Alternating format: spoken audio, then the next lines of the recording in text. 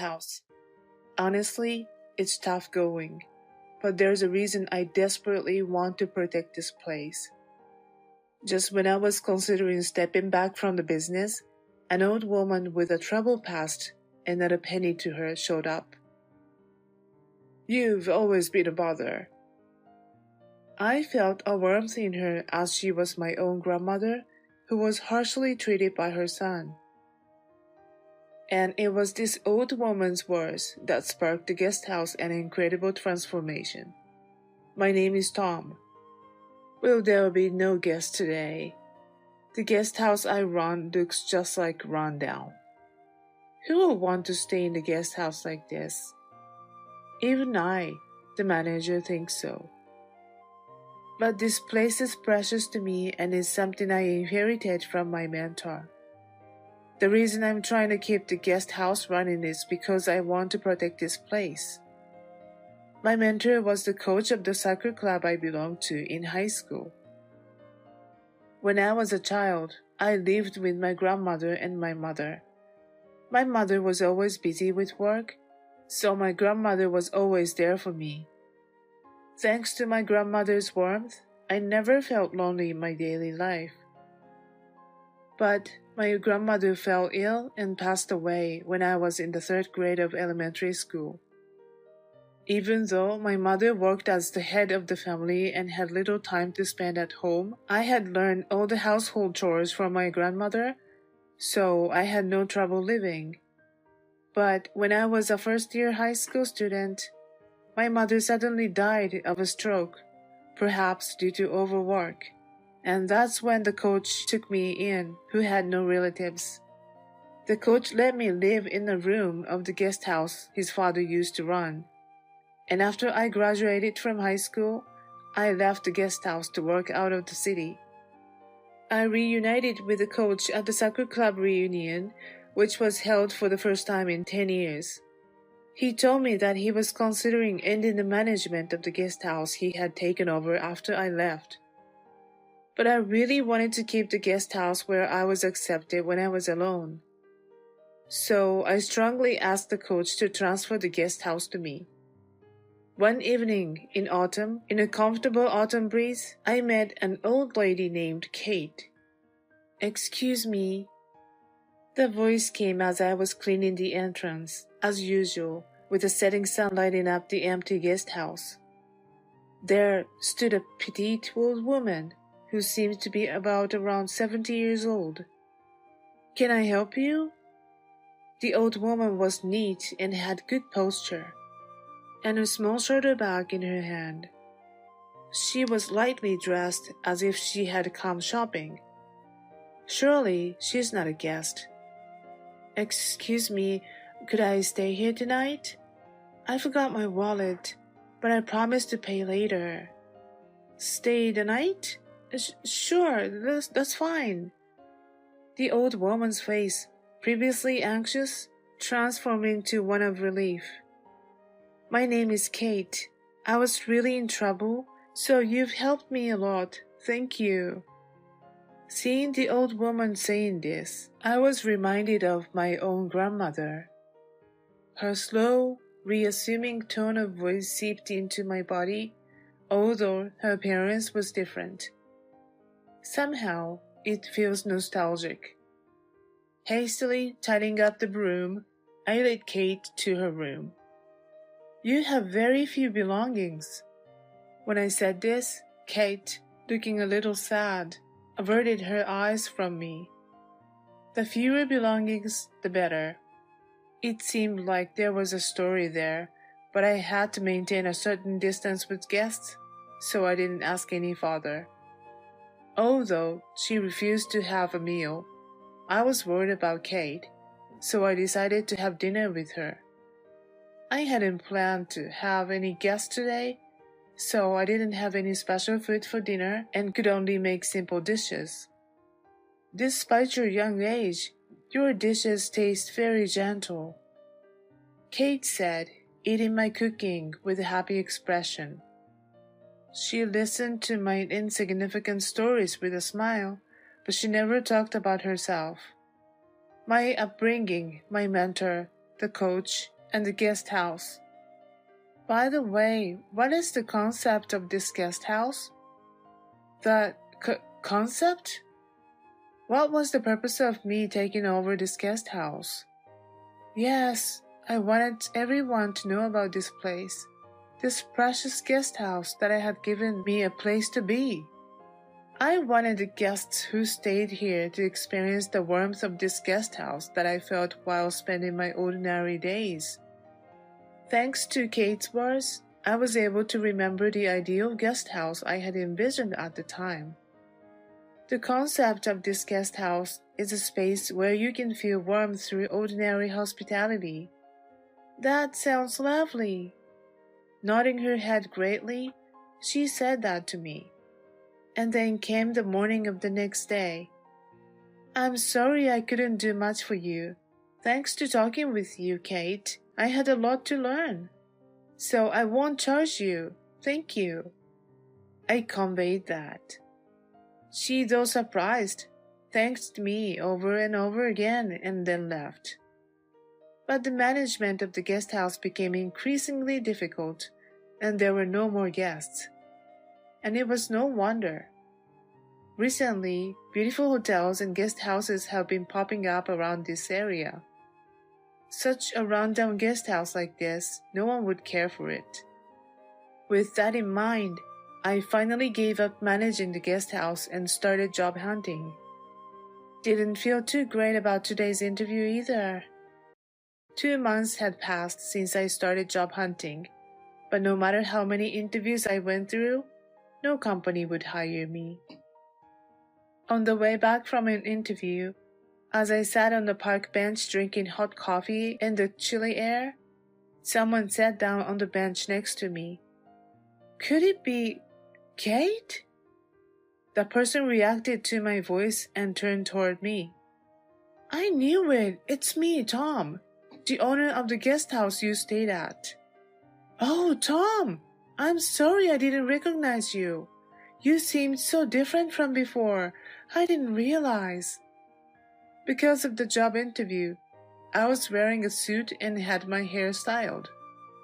I looked totally different from when I was at the guest house, so it's understandable that she wouldn't recognize me. When I glanced over, I noticed a large traveler bag next to Kate. Are you traveling today? This? She shook her head and patted the traveler bag.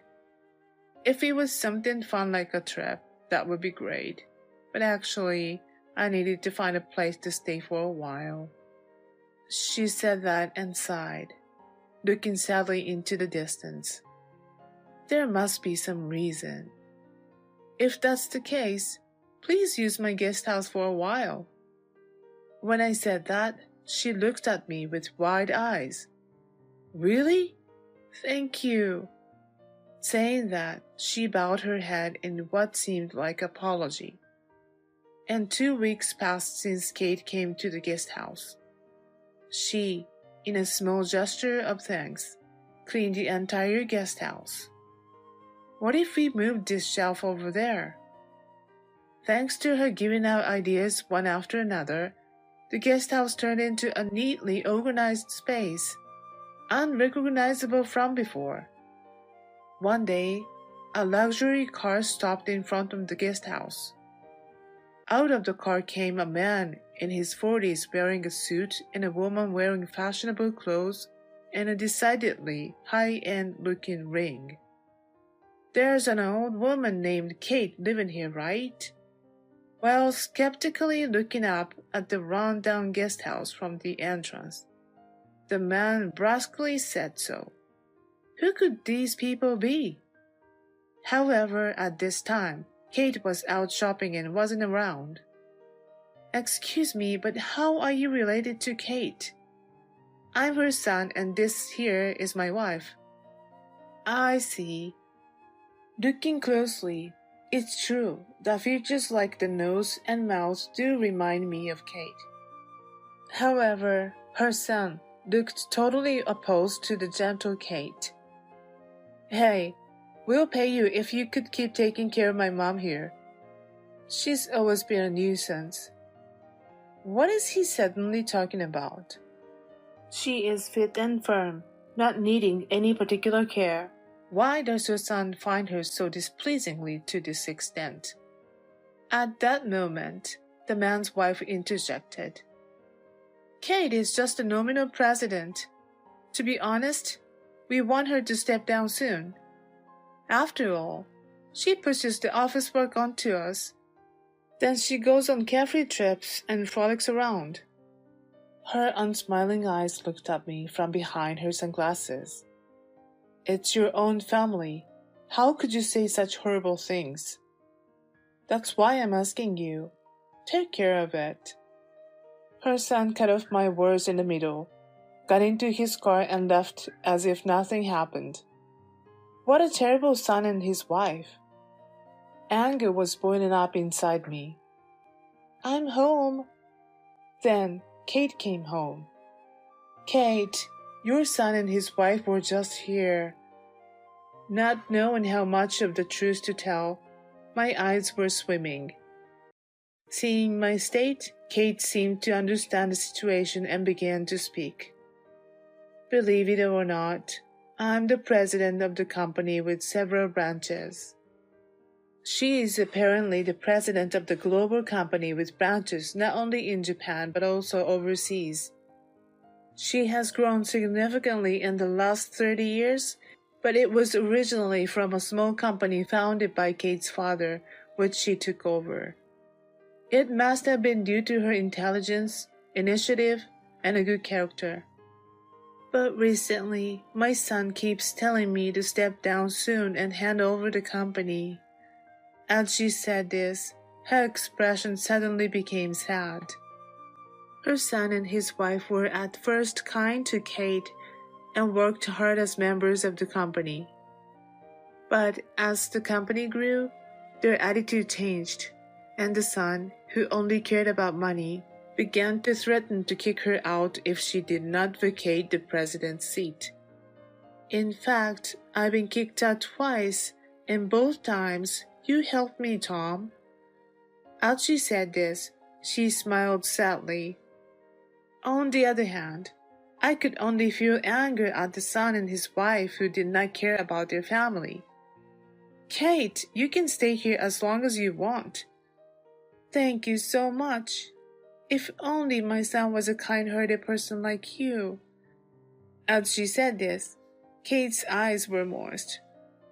One day, a foreigner visited the guest house. Excuse me. I, who cannot speak French, was flustered when I heard the broken English. Welcome! I'm glad you came. Hello, Kate. Long time no see.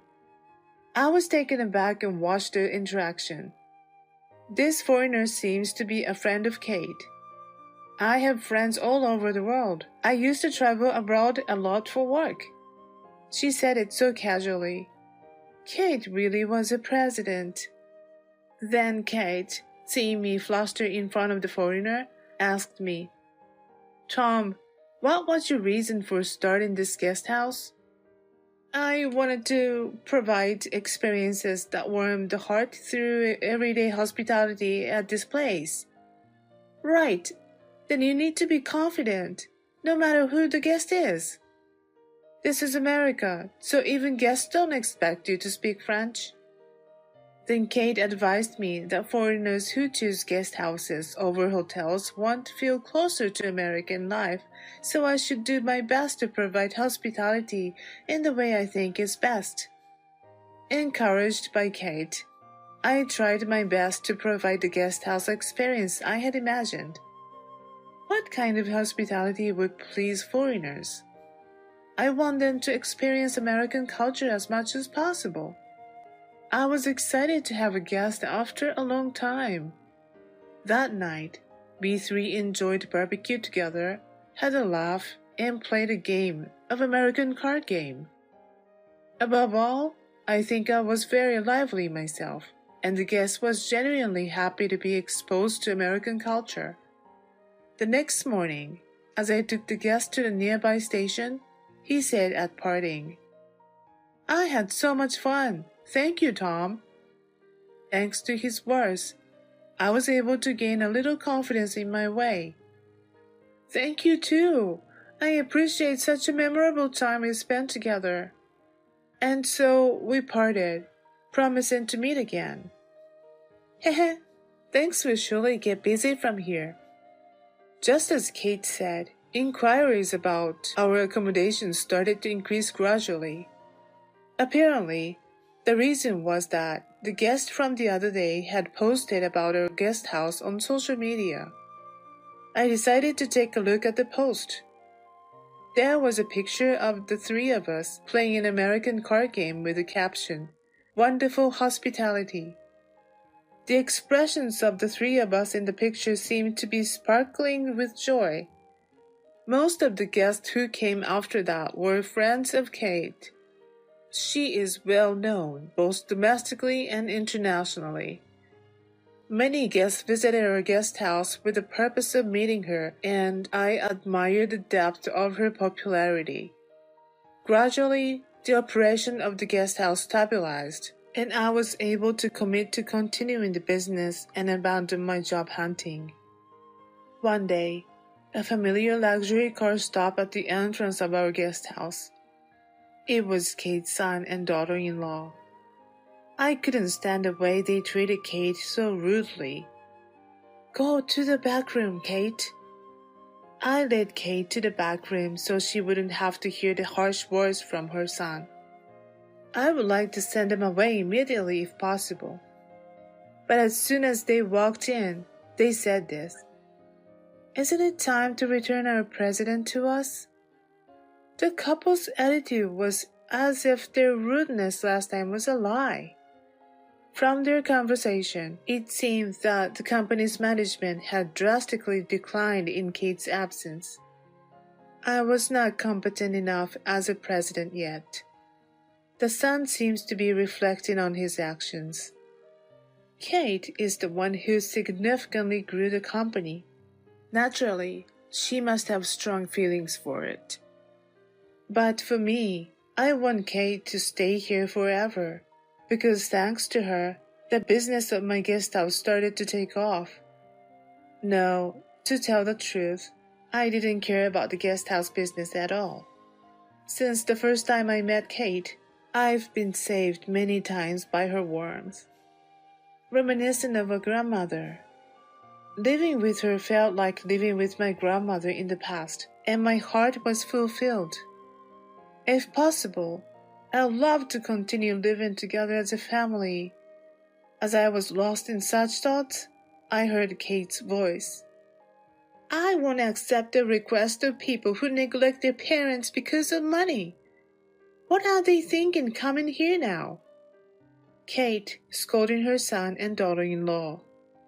She emphasizes the importance of valuing relationship with people and treating each individual with respect and consideration as essential for success in the company.